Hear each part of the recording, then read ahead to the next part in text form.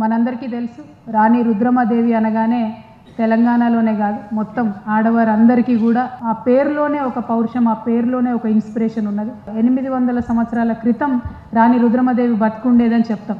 So ఇన్ని వందల సంవత్సరాల తర్వాత కూడా ఒక్క పేరు మనల్ని ఇన్స్పైర్ చేయడం, మరి మనందరికన్నా ఎక్కువ ఆ పేరు అలేఖ్య గారిని ఇన్స్పైర్ చేయడం, దాంతో ఆవిడ ఈ డ్యాన్స్ పర్ఫార్మెన్స్ని అంటే కేవలం నృత్యం కాకుండా ఒక డ్యాన్స్ డ్రామాగా దీన్ని డెవలప్ చేయడం అన్నది నిజంగా చాలా అభినందించదగ్గ విషయం. I look at my dance as an instrument where I want to research, I want to go deep, get hold of new stories, new elements which I can bring out through the medium of dance. అలాంటి అవకాశాలు చాలా వచ్చాయి. Urdu poetry, Makhdoom గారి poetry తీసుకొని రాత్ ఫూలోంకి కాదిరెల్లి Baig foundation వారి కోసం నేను నృత్య రూపకల్పన చేయగలిగాను.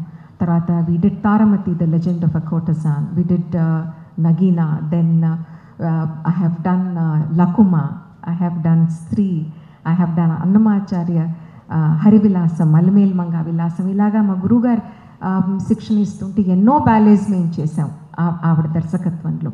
So she has showed me the way, she has paved the way for me, and today I'm so happy she's here to witness this. Cinema అయితే ఒక 2 అడుగులు ముందుకు వేయగానే అక్కడికి కట్, టేక్, రీటేక్ అంటారు కాబట్టి చాలా ఎలివేషన్ వస్తుంటుంది. ఆలేఖ్య గారు చాలా విజృంభించారు. ఇందులో సామాన్యమైన విషయం కాదు. ఒక ప్రణయ సన్నివేశాన్ని స్టేజ్ మీద ప్రదర్శిస్తున్నప్పుడు, అభినయిస్తున్నప్పుడు చూపించినటువంటి విధానం ఏదైతే ఉందో అది చాలామంది నృత్య రూపకాలు చేసేటువంటి వాళ్ళకందరికీ కూడా ఒక ఉజ్జబంతిలా ఉంటుందని చెప్పని నేను భావిస్తూ ఉన్నాను. These are the things which come out as we move on promoting Telangana heritage and the Kakatiya heritage and Telugu heritage. And I was really impressed with the production, and I think it should be performed in Warangal certainly, but all over Telangana and even outside Telangana in various parts of India. I wish Alekhya that she takes this production everywhere and promotes Kakatiya's heritage.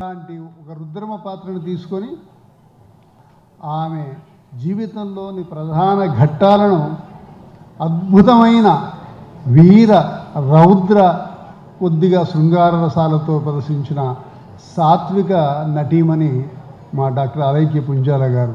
Alekhya Punjala గారికి నిజంగా నిజంగా ఒక చారిత్రక ఘట్టం. ఇక్కడ aesthetics చాలా రసోత్పత్తిగా ఉండేటువంటి characters అన్ని చేసింది. ఇప్పుడు ఇంతమందిని కూడగట్టుకుని 40 మంది చేత చేయించడం అంటే ఎంత కష్టపడి ఉంటుందో. తర్వాత లిరిక్స్ రాయించి తర్వాత కూడా ఏదో రామాయణం భారతంలో చేతి కాకుండా రుద్రమదేవిది తీసుకుంది.